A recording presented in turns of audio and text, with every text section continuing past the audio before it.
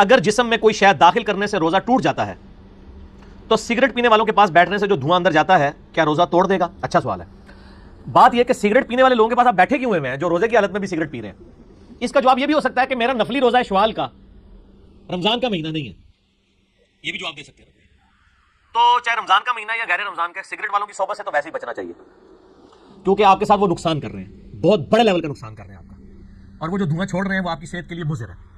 उनको भी समझाएं और इस चीज से रोकें। मेरा क्लिप भी है सिगरेट के ऊपर, आप वो दिखा दें।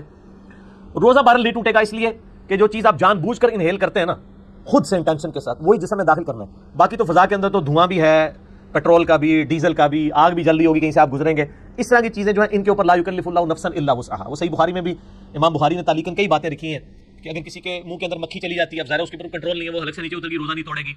इस तरह की कई और चीजें हैं जिनके ऊपर गिरफ्त नहीं है, तो ये भी उसी के अंदर दाखिल है, क्योंकि आप खुद से दाखिल नहीं कर रहे। जो सिगरेट पीता है वो तो ज़ाहिर है कि उसका रोजा टूट जाएगा।